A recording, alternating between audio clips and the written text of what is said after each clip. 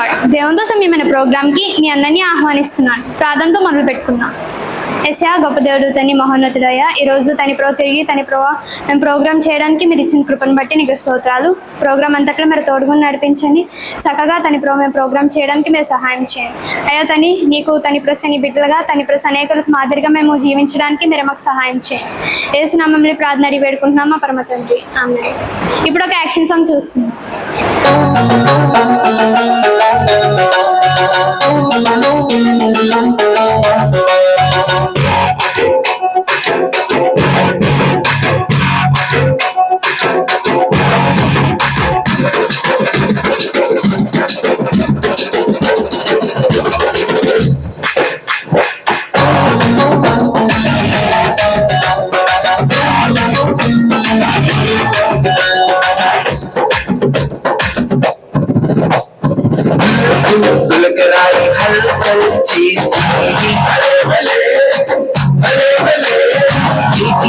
దావీదు ఏలికొచ్చిన గులకరాయి హల్చల్ చేసి గులకరాయి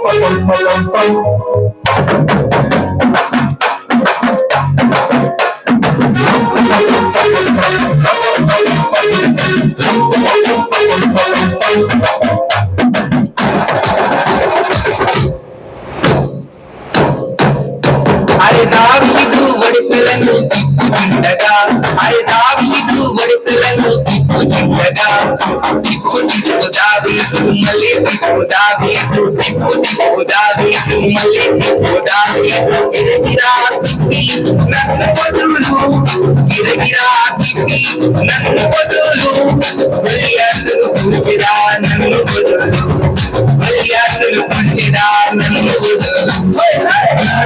గులకరాయి హల్చల్ చేసి ఇంటిలోన దావీదు ఏలికొచ్చిన గులకరాయి హల్చల్ చేసి గులకరాయి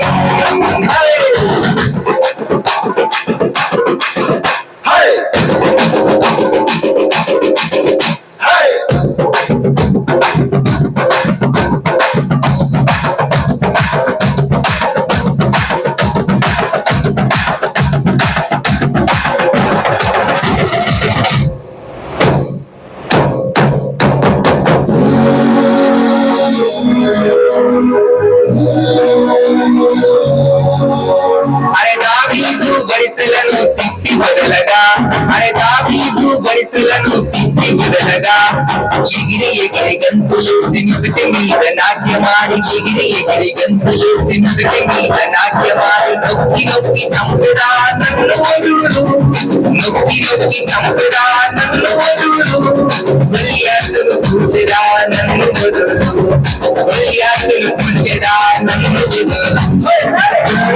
గులకరాయి హల్చల్ చేసి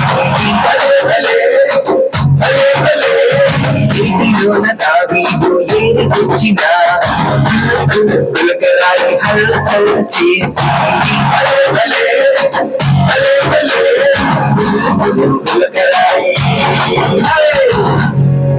ఈరోజు మనం స్టోరీలో ఇశ్రాయేలీయులకి రెండవ రాజైన దావీదు గురించి తెలుసుకుందాం. ముందుగా మనం లాస్ట్ వీక్ తెలుసుకున్నాం కదా, సమూయేలు మరి ఏలీ తర్వాత సమూయేలు దేవుడు ద్వారా ఇశ్రాయేలీయులకి మరి ప్రీస్ట్ కింద అవ్వడం మనం తెలుసుకున్నాం కదా. మరి సమూయేలు దేవునితో ఎక్కువ సంబంధం కలిగి ఉండేవాడు కాబట్టి దేవుడు సమూయేలు ద్వారా ఇశ్రాయేలీయులకి రాజులను అభిషేకించాడు అనమాట. అంటే సమూయేలు అభిషేకించిన తర్వాతే వాళ్ళు ఇశ్రాయేలీయుల మీద రాజుల కింద పరిపాలన చేశాడు. అంత గొప్ప దేవుడు సమూయేలుకి ఇచ్చాడు అనమాట. అయితే మరి సమూయేలు ఫస్ట్ సౌలు అనే ఒక వ్యక్తిని రాజు కింద అభిషేకించాడు. కానీ దేవుడు దేవుడు దృష్టికి సౌలు పాపం చేయడం ద్వారా మళ్ళీ దేవుడు వచ్చి నువ్వు నేను ఒక దగ్గర పంపిస్తాను, అక్కడికి వెళ్ళి నేను చూపించిన వ్యక్తిని నువ్వు అభిషేకించు, అతనే రాబోయే కాలంలో ఇశ్రాయేలీయులకి రాజు అవుతాడు అని చెప్పేసి అంటాడనమాట. అయితే అప్పుడు సమూయేలు అంటాడు, ఈ విషయం సౌలుకు తెలిస్తే మరి నన్ను చంపేస్తాడు ఖచ్చితంగా అని చెప్పేసి అన్నప్పుడు, నువ్వు అక్కడికి ఒక బలి అర్పించడానికి వెళ్ళు, అప్పుడు నేను నీకు తెలియజేస్తాను ఏం చేయాలో అని చెప్పేసి అంటాడనమాట. అప్పుడు సమూయేలు ఒక ప్రాంతానికి వెళ్ళి అక్కడ బలి అర్పిస్తున్నప్పుడు, మరి సమూయేలు గొప్ప ప్రవక్త కదా, మరి సమూయేలు చేసే ప్రతి పనిని చూడడానికి జనాలు అందరూ వచ్చేవారు అనమాట. అప్పుడు సమూయేలు బలి అర్పించడానికి వచ్చినప్పుడు జనాలందరూ కూడా వచ్చారు. వచ్చినప్పుడు యెష్షయి అనే వ్యక్తి వాళ్ళ కుటుంబంతో పాటు సమూయేలు ఆహ్వానించాడు అనమాట. ఆ అర్పణకి రమ్మని చెప్పేసి ఆ కుటుంబాన్ని ఆహ్వానించినప్పుడు ఆ కుటుంబం అంతా వచ్చారు, దేవునికి బలి అర్పిస్తారు అనమాట. అర్పించేసిన తర్వాత సమూయేలు అంటాడు, మీ కుమారుని పిలు, నేను ఒక అభిషేకం చేయాలి, దేవుడు నాకు చేయమని చెప్పారు అని చెప్పేసి అంటాడు అనమాట. అప్పుడు యెష్షయి తన కుమారులందరినీ పంపిస్తుంటాడు అనమాట. అంటే ఫస్ట్ పెద్దవాడి నుంచి చిన్నవారి వరకు అందరినీ పంపించిన ఎవ్వరు కూడా, అంటే అందరూ చాలా హైట్ ఉన్నారు, చాలా బలంగా ఉన్నారు, అంటే రాజుకు కావాల్సిన ఫిజిక్ అంతా వాళ్ళలో ఉంది, కానీ దేవుడు వాళ్ళు ఎవరిని ఎన్నుకోలేదన్నమాట. అయితే ఏడుగురు అలాగా సమూయేలు ముందు వెళ్తున్నా కూడా దేవుడు, నేను మనుషులు చూసేదాన్ని చూడను, హృదయ అంతరంగాలు నేను చూస్తానని చెప్పేసి దేవుడు అంటాడు అనమాట సమూయేలుతో. అప్పుడు సమూయేలు యెష్షయితో అంటాడు అనమాట, నీకు ఎంతమంది కుమారులు ఉన్నారా, ఇంకా ఎక్కువ కుమారులు ఉన్నారా అని చెప్పేసి అడుగుతారు. అప్పుడు ఇంకొకడు ఉన్నాడు, ఆ ఒక్కడు చాలా చిన్నోడు, గొర్రెలు కాస్తున్నాడు అని చెప్పేసి అంటాడు అనమాట. అన్నప్పుడు మరి అప్పుడు సమూయేలు అంటాడు, అతన్ని పిలిపించు అన్నప్పుడు, అప్పుడు దావీదు గొర్రెలు కాస్తున్నప్పుడు తన అన్న తన దగ్గరకు వచ్చి దావీదుని తీసుకుని వస్తాడు. అప్పుడు దేవుడు అంటాడు, ఇతనే నేను రాబోయే కాలంలో ఇతన్నే రాజు కింద చేస్తున్నాను, ఇతను అభిషేకించు అన్నప్పుడు సమూయేలు దావీదుని అభిషేకిస్తాడు అనమాట. దావీదు అప్పుడు చాలా చిన్నవాడు, చాలా అందంగా చూడడానికి చాలా బాగుండేవాడు అనమాట. అయితే మరి అభిషేకం చేసిన తర్వాత మరి దావీదుకి 7 మంది అన్నీలు కదా, అందులో 3 అన్నీలు సౌలు దగ్గర పనిచేస్తూ ఉండేవారు అనమాట. సౌలు అప్పటికి రాజ్య పరిపాలన చేస్తూ ఉన్నాడు. ఎప్పుడైతే తను దేవుడికి వ్యతిరేకంగా పాపం చేశాడు కాబట్టి సౌలు నుంచి పరిశుద్ధాత్మ, దేవుని ఆత్మ అనేది వెళ్ళిపోతుంది అనమాట. వెళ్ళిపోయినప్పుడు తను దురాత్మ ద్వారా పీడింపబడతాడు. అప్పుడు తన సేవకులు అంటారు, మీరు మాకు ఆజ్ఞ ఇచ్చిన ఎడల మేము వెళ్ళి ఒక మంచి సితారా తెలుసు కదా, సితారా ప్లే చేసే వాళ్ళని తీసుకొస్తాము, దాంతో మీరు కొంచెం రిలీఫ్ అవుతుంది మీకు అని చెప్పేసి అంటారు. అయితే అప్పుడు సౌలు వాళ్ళని తీసుకురండి అని చెప్పినప్పుడు సౌలు దగ్గరికి యెష్షయి కుమారుడైన దావీదుని తీసుకుని వస్తాడు అనమాట. తీసుకుని వచ్చినప్పుడు వీళ్ళు బెత్లెహేం ప్రాంతంలో ఉండేవారు, అక్కడ నుంచి సౌలు దగ్గరికి తీసుకొని వస్తారనమాట. తీసుకొని వచ్చినప్పుడు మరి దావీదు ఎంతో బాగా సితారా ప్లే చేసేవాడు అనమాట. అప్పుడు సౌలు దగ్గరికి వచ్చి సితారా ప్లే చేసినప్పుడు తన దగ్గర ఉన్న దురాత్మ పోయేది. అలాగా దావీదు ఒక పక్కన సౌలు దగ్గర ఉంటే ఒక పక్కన తన తండ్రి గొర్రెలను కూడా మేస్తూ ఉండేవాడు అనమాట. అయితే కానీ వాళ్ళ అన్నీలు మాత్రం ఎప్పుడు రాజు సైన్యంలో ఉంటూ ఉండేవారు. అయితే ఒక రోజు ఫిలిస్తీన్లు, ముందుగానే మనం తెలుసుకున్నాం కదా, ఇశ్రాయేలీలకి ఫిలిస్తీన్లకి ఎప్పుడు యుద్ధాలు అవుతూ ఉండేవి. ఫిలిస్తీన్లకి ఇశ్రాయేలీలకి యుద్ధం అవుతుంది అనమాట. అయితే యుద్ధానికి సిద్ధమయ్యారు. మధ్యలో ఒక వ్యాలీ ఉంటది కదా, లోయ ఉంది, ఇటేపు ఏమో ఇశ్రాయేలీలు ఉన్నారు, ఒకవైపు ఫిలిస్తీన్లు ఉన్నారు. అయితే ఫిలిస్తీన్ల దేశంలో గాతు అనే ప్రాంతానికి చెందిన గొల్యాతు అని ఒక చాలా హైట్ ఉంటాడు అనమాట. ఆ వ్యక్తి యొక్క హైట్ 6 క్యూబిట్స్ హైట్ అనమాట. అంత పొడుగున్న వ్యక్తి ఫిలిస్తీన్ ఆర్మీలో ఉన్నాడు అనమాట. అతను చాలా స్ట్రాంగ్ గా, ఇప్పుడు మనం ఆర్మీస్ వేసుకుంటారు కదా డ్రెస్, అలాగా తను డ్రెస్ మొత్తం బ్రాంజ్ తో చేసింది అనమాట. అంటే బ్రాంజ్ తో చేసింది. సో ఆ డ్రెస్ వేసుకొని గొల్యాతు చాలా అంత హైట్ ఉండడంతో వీళ్ళందరూ భయపడ్డారు, ఇశ్రాయేలీలు అందరూ అతనితో పోరాడడానికి భయపడ్డారు అనమాట. అతను అన్నాడు, ఎవరైనా వచ్చి నన్ను చంపితే మా దేవతలు మా ప్రజలందరూ మీకు దాసీలు అవుతారు, లేదంటే మీరు మాకు దాసీలు అవ్వాలి అని చెప్పేసి అంటాడు అనమాట. అయితే అన్నప్పుడు మరి ఇశ్రాయేలీల్లో ఎవ్వరూ కూడా అతన్ని ఎదిరించడానికి కానీ అతన్ని చంపడానికి కానీ ముందుకు రాలేదు. అయితే మరి ఇదంతా తెలుసుకున్న సౌలు ఏమంటాడంటే, ఎవరైతే గొల్యాతుని గెలుస్తారో వాళ్ళకి నా కుమార్తెనిచ్చి వివాహం చేస్తాను అని చెప్పేసి అంటాడనమాట. అనిన తర్వాత కొన్ని రోజులకి ఎస్ఐ దావీదుతో నువ్వు వెళ్ళి మీ అన్నయ్యలు ఎలా ఉన్నారో చూడు అని వాళ్ళకి కొంచెం ఆహారం అన్ని పంపిస్తాడు అనమాట. పంపించినప్పుడు దావీదు వెళ్ళి వాళ్ళ అన్న దగ్గరికి వెళ్ళి వాళ్ళ అన్నలకి ఆహారం అది ఇవ్వడానికి వెళ్ళినప్పుడు ఆ సైన్యం మాట్లాడుకుంటది, దావీదు వింటాడు అనమాట. అప్పటికి 40 days అలాగా రోజు గొల్యాతు వాళ్ళ దగ్గరికి వచ్చి ఎవరైతే నన్ను చంపుతారో మేము మీకు దాసులు అయిపోతాం అని చెప్పేసి చెప్తూ ఉండేవాడంట 40 days. అదంతా కూడా వాళ్ళు మాట్లాడుకుంటుంటే దావీదు విన్నారు. అదేంటి మరి మీరు అతన్ని ఎదిరించడానికి వెళ్ళట్లేదా, అతన్ని మరి చంపడానికి వెళ్ళట్లేదా అని చెప్పేసి దావీదు అడిగినప్పుడు వీళ్ళందరూ కొంచెం భయపడుతూ సరిగ్గా తనకి జవాబు చెప్పడనమాట. అప్పుడు దావీదు అనుకుంటాడు, తను చెప్తాడు అనమాట, నేను వెళ్తాను, దేవుడు మనతో ఉన్నాడు, యుద్ధం యెహోవాది, మనం ఎందుకు భయపడాలి అని చెప్పేసి అని అంటాడు అనమాట. అనిన తర్వాత మరి ఆ విషయం సౌలుకు తెలుస్తుంది. సౌలుకు తెలిసినప్పుడు సౌలు దావీదుని పిలుస్తాడు. నువ్వు చిన్నవాడు కదా, నువ్వు చేయగలవా అంటే యుద్ధం యెహోవాది, దేవుడు మనతో ఉన్నాడు, ఖచ్చితంగా దేవుడు మనకి విజయాన్ని ఇస్తాడు. ఆయన దావీదుకి ఎంతో శక్తిని ఇచ్చాడు అనమాట. దావీదు కూడా ఒక సింహాన్ని ఒక ఎలుగుబంటిని చంపాడు అనమాట అంతకు ముందే. ఆ దేవుడు నాకు ఇవన్నీ చేపించాడు నా ద్వారా అని చెప్పేసి సౌలుతో చెప్పినప్పుడు ఆ సౌలు అంటాడు, దేవుడు నీతో ఉండును గాక, నువ్వు వెళ్ళి యుద్ధం చేయని చెప్పేసి తన డ్రెస్ ఉంటది కదా, తన కవచం ఉంటది కదా, యుద్ధ కవచం, సౌలు యొక్క యుద్ధ కవచం దావీదుకి ఇస్తాడు.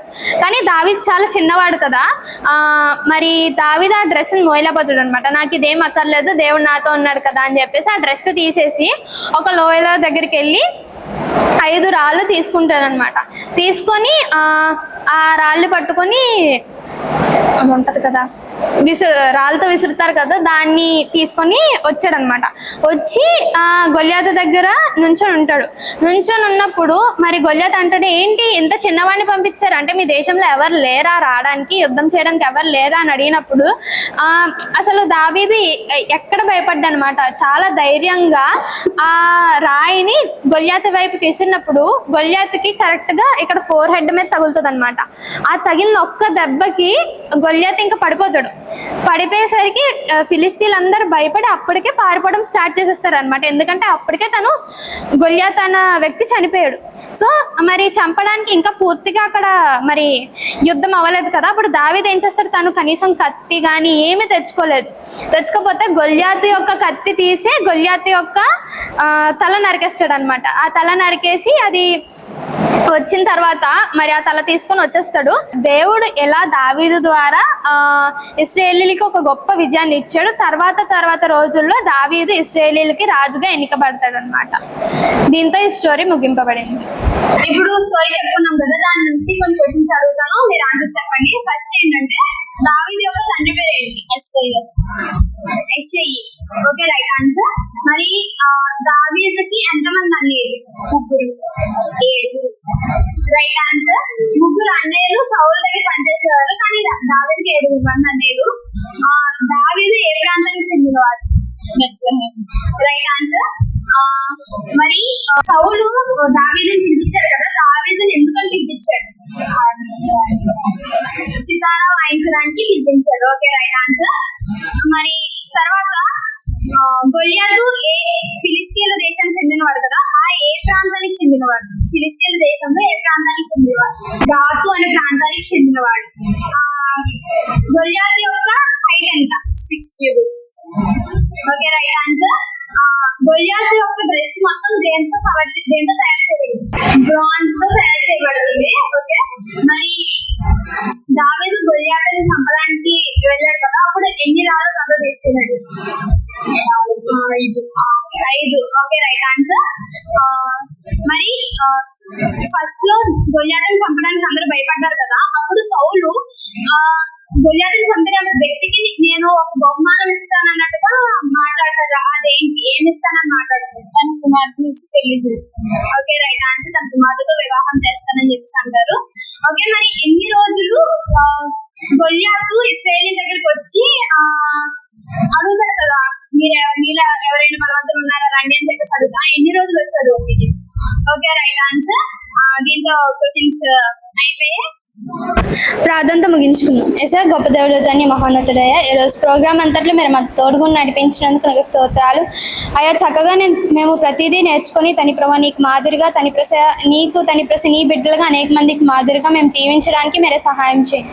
మీరే మాతో తోడుగా నడిపించండి. వచ్చిన ప్రతి ఒక్క బిడ్డను మీరు జ్ఞాపకం చేసుకోమని అడుగుతూ యేసు నామములో ప్రార్థన అడిగి పెట్టుకుంటున్నాం మా పరమ తండ్రి. ఆమేన్. Praise the lord. Next week మళ్ళీ కలుసుకుందాం.